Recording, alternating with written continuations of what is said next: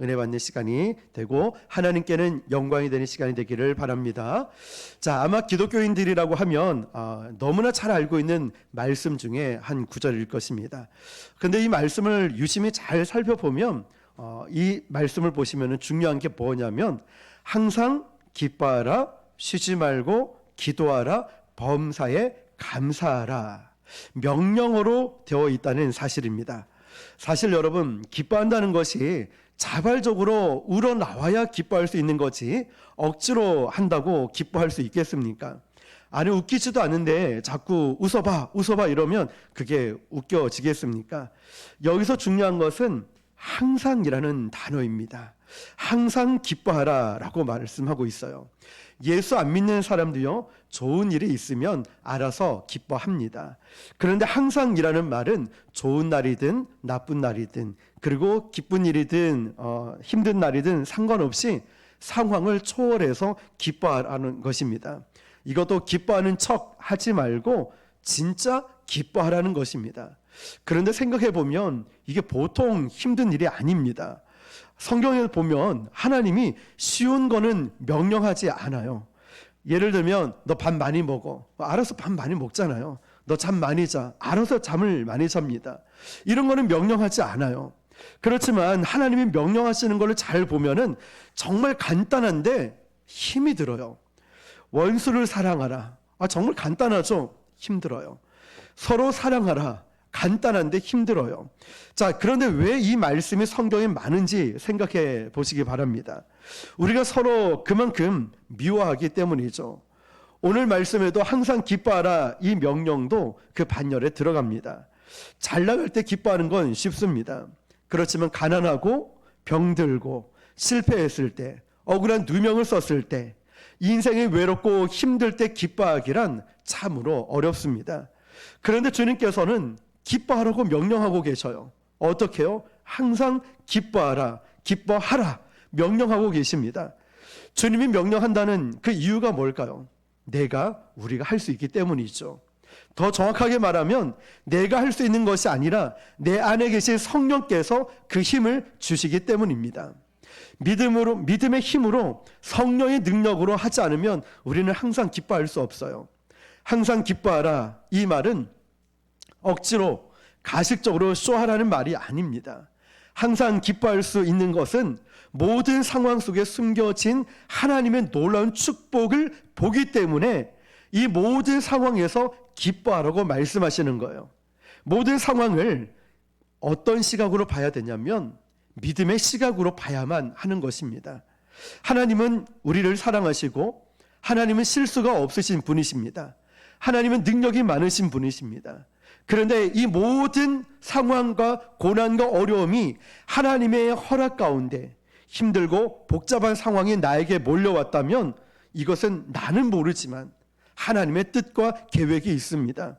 그래서 중요한 것은 고난이 오고 핍박이 오고 어려움이 왔을 때 중요한 것은 나의 시각을 바꾸는 것입니다.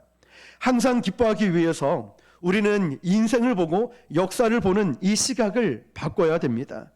조금은 다른 시각에서 본다면 우리가 당연하게 여겼던 모든 것들이, 감사한 것들이 참 많습니다. 우리가 자주 부르는 은혜 받는 찬양이 있죠. 은혜라는 찬양. 내가 당연하게 여겨왔던 모든 것이 당연한 것 아니라 은혜였소 라고 고백을 하죠. 내가 살아 숨을 쉬고 내가 어린아이부터 지금까지 모든 것이 당연한 것이 아니라 하나님의 은혜라고 고백을 합니다. 생각해보면 감사한 일들이 참 많습니다. 그런데 여러분, 올해 추수감사주일은 목사님들이 설교하기가 참 힘든 계절이라고 합니다. 왜냐하면 나라가 어지럽고 어렵고 힘든 일들이 많았기 때문이죠. 올해 추수감사주일은 특별히 감사할 마음이 없는 이런 경우들이 많습니다. 그렇지만 이런 상황에도 시각을 바꾸어 보면 달라 보입니다. 우리나라에 대한 불만과 또 실망을 많이 한 분이 계십니다. 그런데 이런 시점에서 감사를 잃을지 모르지만 생각해 보십시오. 우리 목사님들 사이에서는 이태원 사건을 설교할 때 이렇게 다루지 말라 이런 얘기도 합니다. 여러 가지 힘들고 고난 받는 힘든 분들이 많이 계시기 때문에. 그런데 우리가 또 다른 시각으로 보면은 그런 안타까운 젊은이들이 그런 압사 사고를 당했을 때 어떤 면에서는 어른들은 그 할로윈 데이를 잘 모르시는 분도 계셨어요. 그래서 이게 귀신 축제 아닙니까? 이게 온천에 드러나게 되었고, 젊은이들이 여기 다 모여 있었네. 목회자들은 할로윈 데이 대신에 할렐루야 데이 아니면 홀리데이 뭐 이런 식으로 해서 기독교 문화를 바꾸자라는 운동도 일어났었어요. 그런데 이제 많은 분들이 할로윈 데이가 무엇인지를 알고 이게 귀신 축제이고 우리나라 문화도 아니라는 걸 알고 이제 그런 것을 그만은 폐지하자, 이런 붐도 일어났었죠. 자, 불투명하게 일어났던 모든 것들의 실체를 이제라도 알게 된 것, 그것도 감사한 일 아니겠습니까? 잘못된 한 사람 때문에 그 권력을 이용해서 사리 사욕을 채우는 소수의 무리 때문에 또 그 기회를 이용해서 정치 권력을 잡아보려고 하는 많은 기업인들, 그러나 대한민국 전체에 대해서 실망할 필요는 없다는 거죠. 왜냐하면 정경유착, 이런 부패, 힘 있는 자들의 갑질이 없는 나라가 없기 때문이에요. 그러나 이 와중에도 우리가 소망을 발견할 수 있는 것은 세계의 유수 언론들은요, 100만 명이 넘는 촛불 시위를 하면서 비평화적으로, 비폭력적으로 평화 시위를 할 수 있는 한국 저력에 감탄을 보내고 있습니다. 학교 출석을 제대로 하지 않지만 힘 있는 부모 덕에, 요즘은 부모 찬스라고 하죠, 부모 덕에 명문대에 특혜 입학을 안 한 사람도 있죠. 그 뉴스를 접하는 젊은이들은 얼마나 분하고 억울하겠습니까? 그런데 얼마 전에 수능을 본 51만여 명이 되는 이 학생들, 젊은 사람들이 성실하게 대입 수능을 치고 있습니다. 이런 사람, 이런 청년들이 있는데 우리나라 앞날이 어찌 어둡다고 말할 수 있겠습니까? 하나님은 이렇게 말씀하시죠. 의인 10명만 있으면 내가 소돔과 고모라를 멸하지 않겠다. 죄를 사해 주겠다. 주님은 10명만 있어도 된다고 말씀하십니다. 지금이야말로 하나님의 사람들이 빛과 소금의 역할로 이 땅이 존재해야 할 때입니다. 하나님의 사람들이 아직 이 민족 곳곳에 빛과 소금으로 살아가는 사람들이 있는데 어찌 이 나라 미래가 어둡다고 말하겠습니까? 한국은 아직도 하나님이 사랑하시는 엄청난 잠재력을 가진 나라입니다. 이 짧은 시간에 산업화 민주화를 이뤄낸 만큼 이건 엄청난 대단한 거죠. 하나님이 함께 하시지 않는다면 가능하지 않았던 일이었습니다. 미국이나 영국, 독일 같은데 선진국들은요, 민주주의를 정착시키는데 400년이 넘게 걸렸습니다. 우리나라는 수많은 사람들이 하나님께 기도했기 때문에 하나님이 그 기도를 들어주셔서 한국을 이만큼 이끌어 오셨습니다. 저는 그래서 역으로 이런 생각을 해봅니다. 이렇게 부정부패가 많은 이 나라임에도 불구하고 우리나라가 이렇게 잘 사는데 나라가 깨끗해지면 얼마나 부강한 나라가 될 것인가. 아직도 이 땅에 우리 교회는 기도하는 분들이 많이 계시고 또 아픈 사건이 터지고 드러나면서 우리나라, 우리 교회, 우리 가정, 우리 모두는 더 강해질 것이고 더 좋아질 것입니다. 세상의 눈으로 보면, 댓글에 인터넷 보면 이게 나라냐라고 원망하는 사람도 있겠지만 믿음의 눈으로 보면은 고요한 아침의 나라, 새 나라, 거룩한 나라, 제사장 나라가 바로 우리나라가 될 것입니다. 우리는 이처럼 믿음의 시각으로 보면 다르게 보입니다. 믿음의 눈으로 본다는 건 바로 이런 것이죠. 여러분, 힘들어하는 이 문제를 오히려 부러워하는 사람도 있다는 것 아십니까?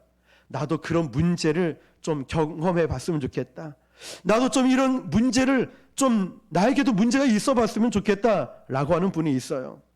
여러분, 자녀들이 말 안 듣는다고 그렇게 고민할 때 어떤 사람은 그 말 안 듣는 자녀라도 나에게 있었으면 좋겠다, 아이가 생겼으면 좋겠다 바라는 그런 부부들이 이 땅에 얼마나 많은지 아십니까? 여러분이 그렇게 때려치우고 싶은 직장, 그런 직장이라도 취직하고 싶어하는 청년들이 이 땅에 얼마나 많은지 아십니까? 이 나라를 보고 헬조선, 흑수저라고 하면서 욕하는 이 나라, 이 대한민국에 와서 살고 싶은 그것이 소원인 탈북자들, 제3의 난민들이 얼마나 많은지 아십니까? 아시겠지만 몇 년 전에 우리나라로 해적질을 하다가 붙잡혀온 우리나라 감옥에 살고 있는 소말리아 해적을 기억할 겁니다. 형기가 끝날 무렵에 그들이 뭐라고 인터뷰한지 아시죠? 감옥에 있어도 좋으니까 소말리아로 보내지 말고 한국에 남았으면 좋겠다고. 자기 나라는 가난과 폭력에 찌들린 그런 자기 나라로 돌아가고 싶지 않고 한국에 살고 싶다고 인터뷰를 했습니다. 아직도 우리나라는 축복받은 나라인 줄 믿습니다. 그러므로 우리는 믿음을 가져야 됩니다. 힘들 때도 기뻐할 수 있는 것은 내 힘이 아니라 환경이 좋아서가 아니라 내 안에 계신 성령이 계시기 때문에 성령의 능력으로 우리는 기뻐할 수 있는 줄 믿습니다. 세상은 항상 현실이 진흙탕처럼 힘들다고 만듭니다. 마귀가 거기에 부채질해서 불평과 분노와 분열과 폭력을 심어놓고 있습니다. 그러나 우리 안에 계신 성령께서는 바로 그 진흙탕 속에 역사하시는 하나님의 진주를 보게 만들어 주십니다. 그러니까 우리가 항상 기뻐할 수 있는 거예요. 어려움이 와도 고난이 와도 아픔이 와도 질병으로 고통당해도 내 안에 계신 성령께서 능력을 주시기에 우리는 기뻐할 수 있는 거예요. 항상 기뻐할 수 있는 것입니다. 여러분, 기쁨은 환경이 주는 것이 아니에요. 기쁨은 환경이 주는 것이 아니라 내 안에 내 가슴 속에 계신 성령께서 주시는 것입니다. 잊지 마시길 바랍니다. 기쁨은 내가 어떤 물질이나 어떤 환경이 좋아서 기뻐하는 것이 아니라 내 안에 임재하고 계시는 성령께서 그 능력을 주셔서 우리가 기뻐할 수 있는 거예요.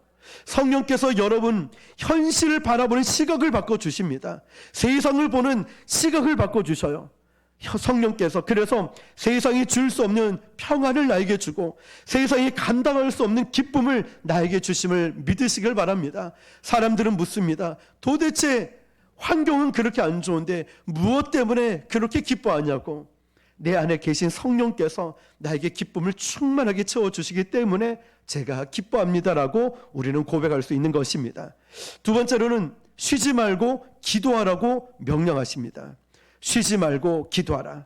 우리가 항상 감사하고 기뻐할 수 있는 비결이 바로 여기에 있습니다. 쉬지 말고 기도하는 것이죠. 걱정, 근심으로부터 자유할 수 있는 것, 쉬지 말고 기도하는 것. 불평과 분노, 불만, 불안함, 자유하는 것도 쉬지 말고 기도하는 것입니다. 여러분, 기도하는 시간을 줄이면 불평하는 시간이 늘어납니다. 기도하는 시간을 줄이면 분노가 커져갑니다. 쉬지 말고 기도하는 사람은요, 모든 것을 하나님 손에 맡겨드립니다. 그 안에 있는 분노와 불평이 기도의 생수로 깨끗하게 씻겨나가는 것입니다. 우리가 쉬지 말고 기도하면 하나님께서도 쉬지 않고 일하십니다. 여러분의 기도가 멈추면 그때부터 마귀가 또 열심히 여러분을 위해 일하기 시작합니다. 그러므로 여러분, 우리에게 오는 마귀를 끊어버리는 길은 계속해서 쉬지 않고 기도하는 것뿐입니다. 그런데 여러분, 이 말씀 단어를 잘 보십시오. 쉬지 말고 기도하라고 했죠. 쉬지 말고 기도하라. 그런데 왜 열심히 기도하라고 하지 않고 쉬지 말고 기도하라고 했을까요? 열심히 기도해라, 뜨겁게 기도해라, 몇 시간씩 기도해라, 이렇게 하지 않고 쉬지 말고 기도하라고 하고 있습니다. 왜 그럴까요? 기도는 흐름이기 때문에 그래요. 흐름이 중요하기 때문에 그렇습니다. 예를 들면 운동 경기에서 중요한 게 흐름입니다. 그래서 승세를 잡은 팀은 끝까지 이 흐름을 끊지 않으려고 계속 밀어붙입니다. 절대로 선수 교체라든지 작전 타임을 하지 않아요. 이 승세를 타서 상승세를 타가지고 승리로 마무리를 해야 되니까 절대로 이 팀은 흐름을 끊지 않습니다. 그런데 반대로 지고 있는 팀은 어떻습니까? 계속 작전 타임. 선수 교체. 축구를 하다가 침대 축구라고 하죠. 넘어지면 아프지도 않은데 막 죽는 신용을 합니다. 들 것이 옵니다. 들 것을 들고 라인 밖으로 나가죠. 그러면 멀쩡하게 또 일어나서 옵니다. 왜 그럴까요? 흐름을 끊는 거예요. 자, 지고 있는 이 흐름을 다 끊는 거예요. 그리고 저쪽 상승세를 타고 있는 팀의 흐름도 끊어버리는 겁니다. 그래서 지고 있는 팀의 감독은 항상 작전 타임을 계속 부르는 거예요. 흐름을 끊고 자기 팀을 재정비하기 때문이죠. 여러분, 영적 세계도 마찬가지입니다. 마귀가 왜 이렇게 우리의 기도를 방해할까요? 기도를 끊으면 우리의 영적인 흐름이 끊어지거든요. 우리 안에 역사하는 십자가 보혈의 능력, 성령의 감동이 흐름을 끊어버리니까 냉랭해져요. 차가워지는 거예요. 영적 흐름이요, 한번 딱 끊어지고 나니까 다시 끌어올리기가 너무 힘들어요. 주님과의 처음 사랑 한번 잃어버리고 나니까 다시 회복하기가 너무 힘이 듭니다.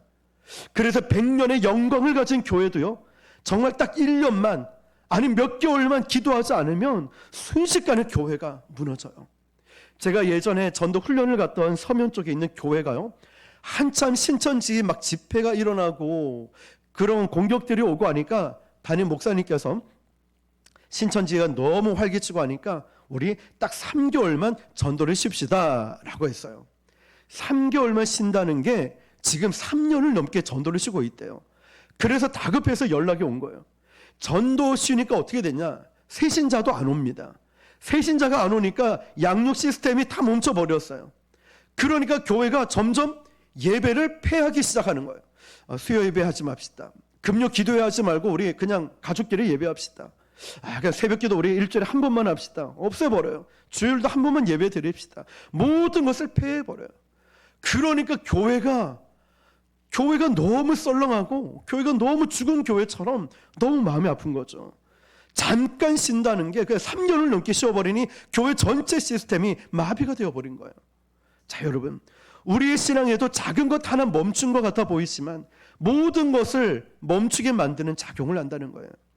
운동 선수들이 이제 경기 시즌이 끝나고 나면은 어떻게 하냐, 그냥 놀고 먹고 여행 가는 게 아닙니다. 지난번에 왔던 부산 아이파크 선수, 그 친구랑 계속 대화를 이어가다 보면은 그 쉬는 그 시즌이 끝날 때 뭐 하냐면 남해로 가든 거제도로 가든 일본으로 가든 따뜻한 곳으로 갑니다. 동남아를 가든 몸 만들기에 얼마나 치중하고 기술을 연마하기 시작합니다. 자, 왜 그럴까요? 그때 준비하지 않으면 나중에 시즌이 시작되면은 이 선수를 후보도 아예 그 출전을 못할 때가 있답니다. 그래서 한번 경기 뛰면 운동장 필드에서 죽을 각오를 하고 뛴대요. 갔다 오면 완전 탈진돼서 쓰러져서 며칠을 누워 있는다는 거예요. 힘들어서. 그만큼 준비가 되어 있지 않으면 경기를 못 뛸 뿐더러 후보도 안 될 때가 있다는 거죠. 자, 여러분, 기도도 마찬가지입니다. 우리 인생에 큰 일이 터져서 갑자기 밀렸던 기도를 밀어붙여서 막 기도하기 시작해요. 철야하고 금식 기도하고 막 눈물로 기도하니까 하나님이 깜짝 놀라는 거예요. 너 왜 그러니? 평소 안 하던 기도를 왜 이렇게 갑자기 해서 날 놀래키니? 하나님 입장에서. 자, 그래서 우리는 평소에 영적인 내공을 쌓아놔야 한다는 거예요. 그래야 비상 상황이 터졌을 때, 큰 문제가 터졌을 때 영적인 내공, 영적인 실력을 통하여서 어둠 권세와 맞서 싸워서 내 자신을 지키고 가정을 지키고 교회를 지킬 수 있는 것입니다. 그래서 우리는 평소에 그 기도가 중요하죠. 기도는 하나님과 나 사이의 쌍방향 커뮤니케이션입니다. 하루에 몇 시간 기도하고 말고 이게 이런 개념이 없어요. 그냥 쉬지 말고 기도하라는 것은 열심히 기도하라는 게 아니라, 잘 보세요. 쉬지 말고 기도하는 것은 숨 쉬듯이 기도하라는 거예요. 밥 먹으면서 기도하고요, 운전을 하면서 기도하고, 다른 사람과 대화하면서도 속으로 기도하고, 중요한 결정을 내릴 때 기도하고, 걸어가면서든 어떤 일이든 계속 기도하라는 거예요. 이게 바로 쉬지 말고 기도하라. 다시 말하면 기도의 흐름을 끊지 말라는 겁니다. 그래서 훈련도 필요하겠죠, 여러분. 우리는 기도를 어떻게 배우느냐? 책으로 배우는 게 아닙니다. 기도는 기도하면서 기도를 배우는 거고, 전도도 지식으로 책으로 배우는 게 아닙니다. 전도는 현장에 나가서 배우는 거예요. 사랑도 사랑하면서 배우는 거예요. 용서도 용서하면서 배우듯이 기도도 마찬가지입니다. 어떤 분들은 기도 세미나에 늘 쫓아다니는 사람이 있어요. 기도 책을 열심히 보는 사람이 있어요. 네, 필요할 때는 봐야죠. 참석해야 됩니다. 그렇지만 진짜 기도는 하면서 배우는 것입니다. 앉아서 교회에서 한숨 쉬는 것, 이거 기도하는 거 아니죠. 그 걱정하는 것, 이것도 기도하는 거 아닙니다. 성경책 붙들고 아휴 한숨 쉬고, 이것도 기도하는 거 아닙니다. 기도는 해야 하는 것입니다. 기도의 용사가 되고 기도를 정말 잘하고 싶고 기도에 정말 집중하고 싶다면 넉넉한 시간에 그 기도의 시간을 투자하는 것밖에 없습니다. 저도 말씀을 준비하면서 참 많이 회개한 게 뭐냐면, 저는 금요일날 같은 경우는 기도가 끝나면 차량 운행이라든지 또 이렇게 가는 분들 인사하고 이것 때문에 계속 뒤를 쳐다보고 했던 건 하나님께 온전히 기도를 하지 못했던 것. 그리고 늘 핸드폰을 보고 시계를 보고 있었어요. 이 뜻이 뭘까요? 기도에 온전히 집중하지 못한 저의 모습을 말씀을 준비하면서 보게 되는 거예요. 그러니까 온전하게 집중해서 기도하지 못했던 저의 모습을 보게 된 거죠. 잘 보십시오, 여러분. 우리가 저처럼, 아니면 우리가 정말 기도에 온전하게 집중하지 못하면 이 기도가 자연스럽게 변질이 되어 버려요. 예수님과 잠깐 인사하는 정도, 얘기하는 정도로 끝나버리는 거예요. 그래서 우리는 굳게 결심을 해야 돼요. 어떻게 해요? 하나님, 제가 정말 가장 좋은 시간을 하나님께 드리겠습니다. 가장 여유로운 시간을 드리겠습니다. 가장 방해받지 않는 시간을 주님께 드리겠습니다. 우리는 어때요?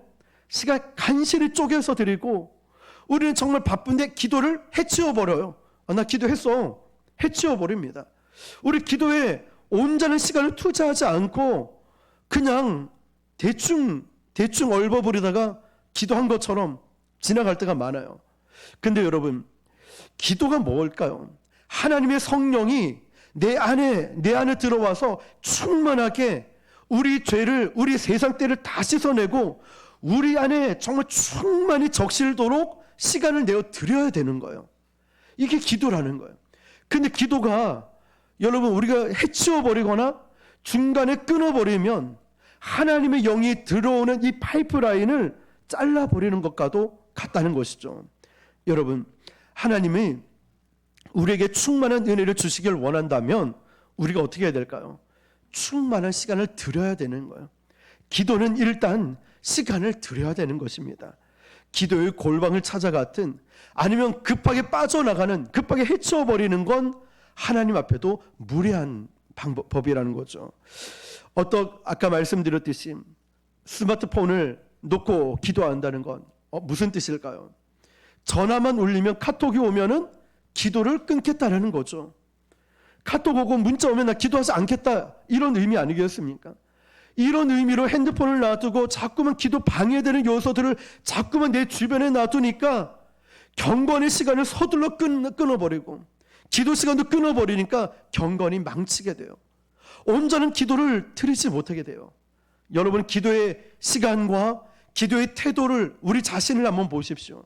내가 온전하게 기도에 집중을 하고 있는지, 아니면 방해되는 요소가 너무 많아. 기도하면서 문은 닫았는지 가스불은 껐는지, 기도하면서 기도 시간에 다른 일들을 너무 많이 하는 거예요. 마치 저의 모습처럼. 이제는 기도할 때 핸드폰을 좀 치워놓고 적당히 기도하다가, 적당히 기도하는 게 아니라 정말 집중해서 기도하다가 이렇게 정말 이렇게 지혜롭게 할 필요가 있는 것 같아요. 온전하게 드리는 기도, 일단 방해 요소를 없애버리고 충분한 시간을 드리면서 주님 앞에 주님의 임재가 충만히 느껴지는 그 시간까지 내가 기도하는 건 말입니다. 왜 영적으로 자꾸만 우리가 지치고 다운이 되고 힘이 없어지고 약해질까요? 그것은 우리 기도가 미약하니까 그래요. 작은 일이 시험 들어요. 상처받아요. 왜 영적으로 자꾸만 지칠까요? 기도가 쌓이지 않으니까 그래요. 기도의 자리에 우리 더 많이 엎드리시길 축복합니다. 더 충만히 엎드리시길 바랍니다. 기도의 시간을 정했다면 그 시간만큼은 핸드폰도 좀 끄고, 이제는 저도 여러분도 기도에 더 집중할 수 있길 바랍니다. 우리는 항상 불만이 많고 또 걱정이 많은 것은 문제를 너무 열심히 생각하기 때문에 그래요. 문제를 생각 안 할 수는 없어요. 근데 기도를 하게 되면 문제보다 하나님을 더 많이 생각하게 돼요. 기도하니까 나의 고난과 아픔보다 하나님을 더 많이 생각하고 하나님을 부르짖게 돼요. 왜냐하면 하나님은 어떤 문제보다 더 크신 분이기 때문에. 우리가 그 하나님 안에서 문제를 보면 해결하지 못할 문제가 하나도 없다는 것이죠. 인생을 보는 눈이 달라질 것이고 사람을 보는 눈이 달라질 것이고, 여러분 쉬지 않고 기도하면 모든 상황 속에서도 감사의 능력이 회복될 줄 믿습니다. 열심히 기도도 하겠지만 중요한 건 쉬지 않고 기도하는 것, 여러분 꼭 기억하시길 축복합니다. 마지막 세 번째는요, 범사에 감사하라고 명령하십니다. 범사에 감사하라. 잘해주면 세상 사람들도 감사합니다. 그렇죠? 좋은 일 있을 때 누구나 다 감사합니다. 그러나 하나님의 사람은요, 좌천당했을 때도, 사업이 안 될 때도, 건강이 안 좋아졌을 때도 감사합니다. 이것은 우연히 일어나지 않는 것, 하나님의 역사 가운데 있다는 것을 믿기 때문이죠. 그래서 우리는 상황과 상관없이 범사에 감사할 수 있는 것입니다. 그런데 여러분, 감사에도 이 범사에 감사하는 것도 세 가지 종류가 있어요. 부류가 있는데, 첫 번째는 현재 진행형 감사가 있어요. 현재 진행형. 두 번째 감사는 과거 해석하는 감사가 있고, 세 번째 감사는 미래를 바라보는 감사가 있어요. 짤막하게 세 가지만 잠깐 나눠보면, 현재 진행형 감사가 있죠. 지금 나에게 일어나는 모든 일 속에 하나님이 역사하시고 계심을 인정하는 감사입니다. 저와 여러분의 인생에서 일어나고 있는 크고 작은 일에 대한 감사 말이죠. 저는요, 설교를 준비하다가 깜짝깜짝 놀랄 때가 있어요. 말씀이 꽉 막혔을 때 우연히 어떤 책을 꺼내봤는데, 와, 제가 찾고 있던 그 말씀의 내용이 쫙 풀어져 있는 걸 발견할 때 있고요. 어떤 때는 설교를 하면서도 하나님이 특별한 은혜를 주실 때가 있고요. 어떤 때는 저는 전도할 때 하나님이 그런 참 은혜를 주시는 경우가 많아요. 오늘 드디어 왔어요. 중2 학생, 저 이름이 똑같은 애가. 그런데 그 아이를 잊지 못하는 게, 처음 전도 만나서 만났던 아이, 저와 이름이 똑같아서 또 기억을 했던 아이, 한동안 안 보였는데 지난주 와서 목사님 이러면서 저한테 와락 안기는 거예요. 그래서 저도 꽉 껴안았죠. 그러면서 코로나 걸리고 아파서 학교도 못 오고 교회도 못 갔어요. 이런데 오늘 교회에 온 거예요, 걔가. 그러면서 이제 시험 끝나면 또 오겠다라고 했죠. 이런 과정들을 한번 잘 보십시오.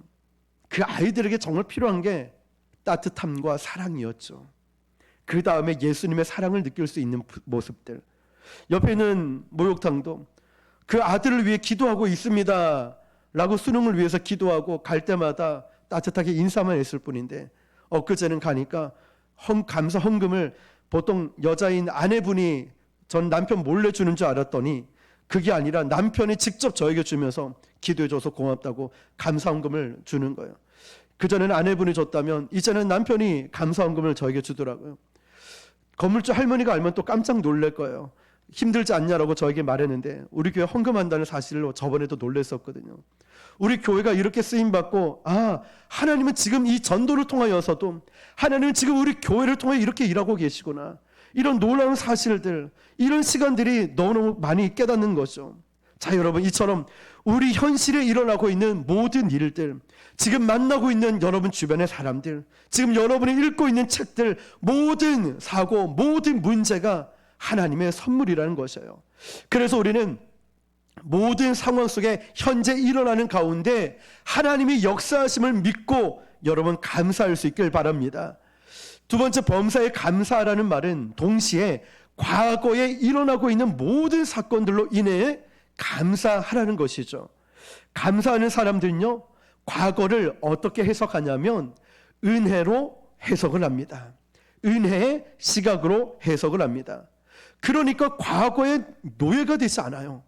과거 내가 어렸을 때, 과거 상처받았을 때, 과거의 충격적인 일들, 여기에 트라우마가 없어요. 자, 예를 들면 요셉의 경우가 그랬죠. 요셉에게는 트라우마가 없었습니다. 감수성이 예민한 이 10대 나이에 형들에게 배신을 당했죠.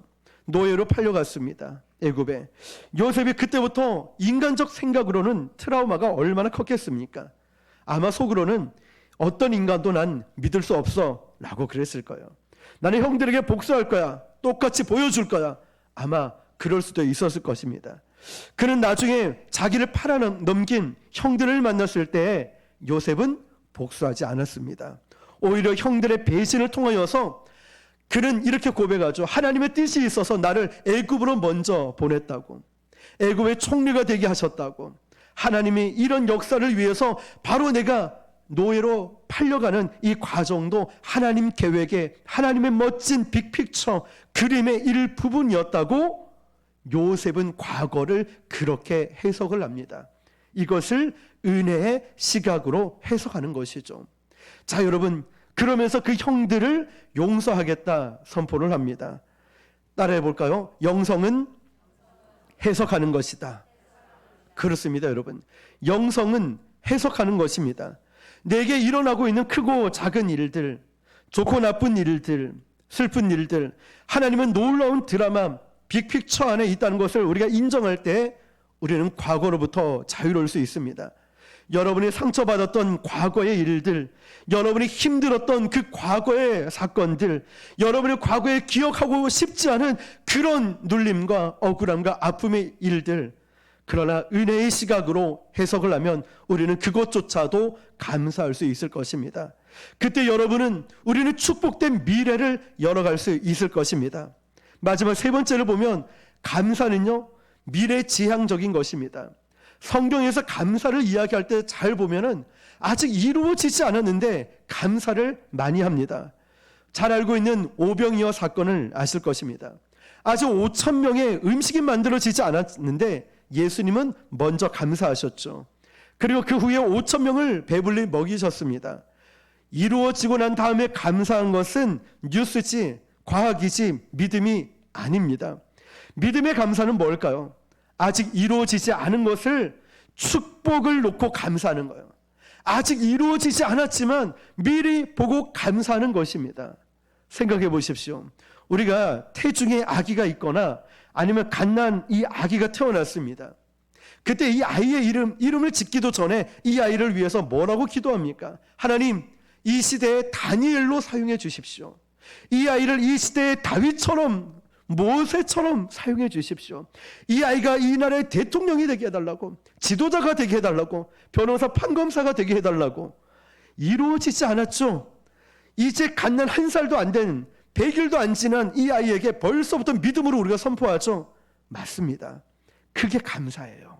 그런 게 바로 감사예요. 하나님, 앞으로 이 아이가 다니엘처럼 앞으로 이 나라 지도자로 하나님께서 사용하여 주심을 믿습니다. 이게 감사라는 거예요. 하나님의 역사를 미리 보고 선포하는 것이 감사라는 것이죠. 그래서 범사에 감사하라고 할 때는 아직 오지 않은 미래를 감사할 때요, 기억하십시오. 마음으로만 감사하는 것이 아니라 여러분 입술로, 말로 선포해야 됩니다. 할렐루야. 입술로 선포해야 되는 거예요. 그래서 우리는 날마다 나는 잘 될 것이다, 나는 복을 받을 것이다, 건강해질 것이다, 나는 잘 될 것이라고 날마다 선포하는 거예요. 우리 가족은, 우리 부모님은, 우리 남편, 아내는, 우리 자녀들은 성공할 것이다, 잘 될 것이다, 하나님 앞에 귀하게 쓰임받을 것이다. 날마다 마음이 아니라 입술로 선포하는 것입니다. 어려울 때일수록, 힘들수록 나는 고침받았다, 나는 나음 받았다, 나는 깨끗해졌다, 나는 이제 하나님께 귀하게 쓰임 받는다, 능력 받았다. 너희가 구한 것은 받은 줄로 알고 구하라고 했죠. 이게 믿음의 감사라는 거예요. 오늘 저와 여러분도 여러분 가정을 위해 선포할 때에 믿음의 눈으로 가지고 은혜의 시각으로 바라보고 믿음으로 선포할 수 있기를 축복합니다. 우리 교회를 바라볼 때도 하나님, 이 건물 주심을 믿습니다. 100명의 예배자 주심을 믿습니다. 50명의 신실한 일꾼 주심을 믿습니다. 재정을 축복하여 주심을 믿습니다. 우리 교회 성도들이 모두가 복을 받을 줄 믿습니다. 날마다 선포하는 거예요. 입술에 기도하듯이 날마다 볼 때마다 선포하는 거예요. 그래서 항상 기뻐하라, 쉬지 말고 기도하라, 범사에 감사하라는 하나의 패키지예요. 따로따로 가져갈 수 없는 거예요. 하나에 묶어야 되는 거예요. 감사할 수 있는 능력이 언제 생기는지 아십니까? 항상 기뻐하고 쉬지 말고 기도하는 자가 감사의 능력을 갖는 거예요. 항상 기뻐하는 사람, 쉬지 말고 기도하는 사람에게 이 감사가 저절로 나오는 거예요. 항상 기뻐하라. 여러분, 이 항상 기뻐하고 쉬지 말고 기도하고, 세 번째가 범사에 감사하라가 마지막에 나오잖아요. 이유가 있겠죠. 항상 기뻐하고 쉬지 말고 기도하는 그 영성이 바로 범사에 감사할 수 있는 영적인 내공을 쌓아준다는 것. 이게 바로 결론입니다, 여러분. 어떤 상황 속에서도 하나님의 역사를 믿는 거예요. 힘들어도 하나님은 살아계신다고 에베네셀 하나님 찬양하지 않았습니까? 살아계신 하나님, 여기까지 인도하신 하나님, 믿음으로 기뻐하는 사람은 어떤 상황 속에서도 항상 기뻐하고 쉬지 않고 기도하는 사람은 범사에 감사하는 것 어렵지 않아요. 어렵지 않아요. 어렵지가 않습니다. 상황이 힘들 때 내 옛사람은 자꾸 불평해 원망해 싸워버려 자꾸 이렇게 부추기지만, 이제 우리 오늘 이 순간부터 영적인 결단으로 그걸 떨쳐버리는 거예요. 우리 입술의 고백을 부정적으로, 아니면 정말 남을 헌담하거나, 아니면 정말 하지 말아야 될 이런 일들도 오늘 지금 이 순간부터 영적으로 결단을 딱 떨쳐버리고, 그러면 우린 오히려 기뻐하고 감사할 수 있습니다. 왜냐? 우리 안에 계신 성령께서 그렇게 하시기 때문에 그래요. 내 안에 계신 성령께서 계속 그렇게 요구하고 말씀하시고 인도하시기 때문에 그렇습니다. 그러면 우린 하늘의 능력과 축복과 위로를 받게 될 줄 믿습니다. 여러분, 어떤 상황 속에서도 절망하지 마시길 바랍니다. 이것이 그리스도 예수 안에서 너희를 향한, 우리를 향한 하나님의 뜻이라고 말씀합니다. 무엇이요? 항상 기뻐하라. 나는 기뻐할 수 없는데요, 성령께서 기뻐하게 만들어 주셔요. 쉬지 말고 기도하라. 열심히도 기도하겠지만 무시로 성령 안에서 걸어갈 때도, 운전을 할 때도, 버스를 타고 할 때든 계속 기도하는 거예요. 흐름을 끊지 말라는 거예요. 범사에 감사하라. 이 세 가지가 너희를 향한 하나님의 뜻이라는 거죠. 자, 그런데 여러분, 우리가 하나님의 뜻을 생각할 때 항상 명사로 대부분 생각을 합니다. 예를 들면, 제가 누구랑 결혼하는 게 하나님 뜻인가요? 제가 이 회사 가는 게 하나님 뜻인가요? 명사로 생각합니다. 하나님의 뜻을. 자, 그러나 여기 이 말씀을 보면 하나님의 뜻이 명사로 나오는 것이 아니라 삶의 태도를 바꾸는 것입니다. 하나님의 뜻은 삶의 태도를 바꾸는 것. 역사의 미래는 오직 하나님만이 주관하십니다. 역사의 이 빈칸은 하나님이 채우실 것이고, 어떠한 미래가 다가와도 하나님의 자녀는요, 저와 여러분은 그 미래를 감당할 수 있는 그릇, 축복된 그릇만 준비하면 되는 것입니다.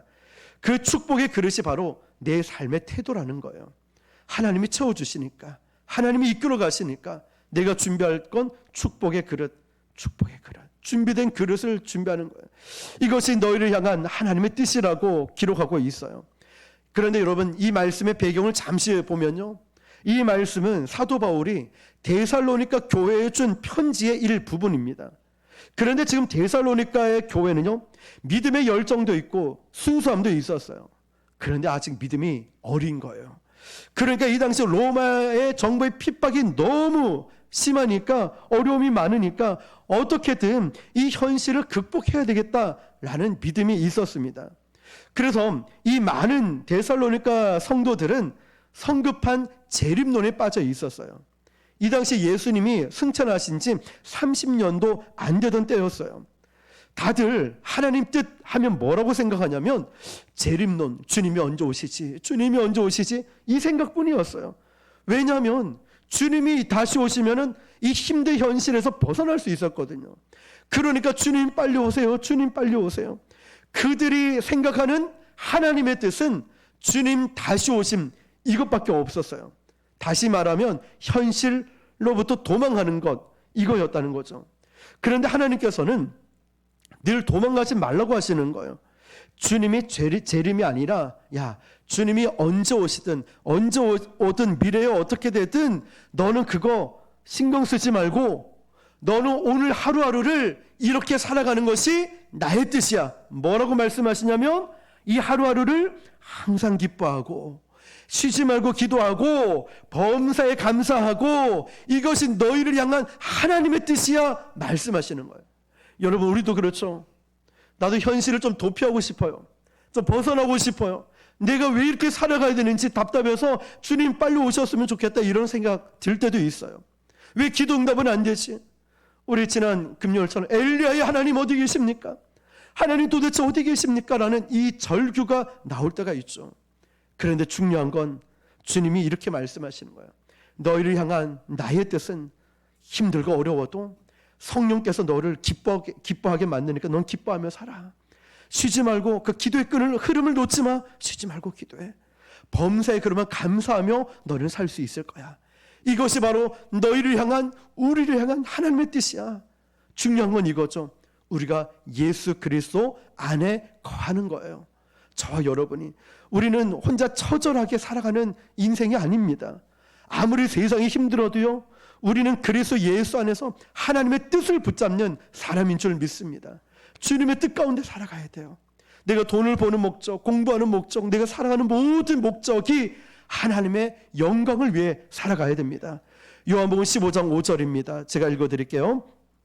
나는 포도나무요, 너희는 가지라. 그가 내 안에, 내가 그 안에 거하면 사람이 많은 열매를 많이 맺나니 나를 떠나서는 너희가 아무것도 할 수 없습니다. 아멘. 나는 포도나무요 너희는 가지라. 그가 내 안에 내가 그 안에 거하면 사람이 열매를 많이 맺나니 나를 떠나서는 너희가 아무것도 할 수 없느니라. 아멘. 자, 여러분, 오늘 저와 여러분들이 이 추수감사 주일에 예수님 안에 거하기로 작정하고 결단을 내리시길 바랍니다. 주님의 영광을 위해 살아가시길 바랍니다. 하나님의 뜻을 붙드시길 축복합니다. 우리가 그분 안에 거한다는 것은 예수님을 목말라하고 예수님을 기다리고 예수님과 교제하기 위해 시간을 들이는 거예요. 예수님과 함께하는 것을 즐거워하는 것입니다. 주님은 변함없이 저와 여러분을 품어주길 원하십니다. 그렇다면 우리는 그 사랑 안에 거하기로 결단해야 돼요. 주님은 나를 품어주길 원한다면 우리가 그 품 안에 거해야죠. 아까 그 학생 얘기했죠. 멀리서 손을 벌리고 저한테 뛰어오니까 제가 어떻게 했을까? 저도 똑같이 손을 벌렸어요. 그리고 똑같이 안아주는 거예요. 이 학생을 안아줬을 때 자기 속마음을 다 얘기하는 거예요.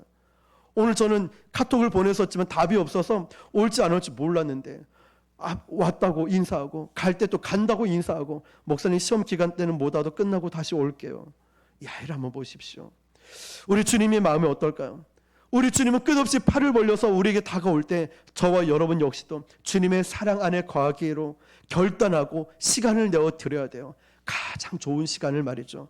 그래야 우리는 이 힘든 시대를 이겨낼 수가 있습니다. 오늘 저와 여러분들이 감사할 제목이 없다고 말할 때 나는 감사를 뭘 해야 될지 모를 때 오늘 이 말씀을 기억하십시오. 항상 기뻐하라. 쉬지 말고 기도하는 사람이 범사에 감사할 수 있어요. 왜냐하면 하나님은 우리의 삶의 태도를 바꿔주시고 시각을 바꾸어 주시거든요. 요셉처럼 그 과거가 은혜로 해석을 하니 트라우마가 없어요. 상처가 없다는 거죠. 미래의 축복을 우리가 미리 입술로 선포하는 것입니다. 그럴 때 우리의 이 결단을 통하여서 믿음의 결단을 통하여 하나님의 일하심을 우리 모두가 보게 될 줄 믿습니다. 날마다 믿음의 선포를 통하여 감사가 넘치는 삶을 살아가시길 주님의 이름으로 축원합니다. 기도하겠습니다. 오늘 주신 말씀을 붙들고 여러 가지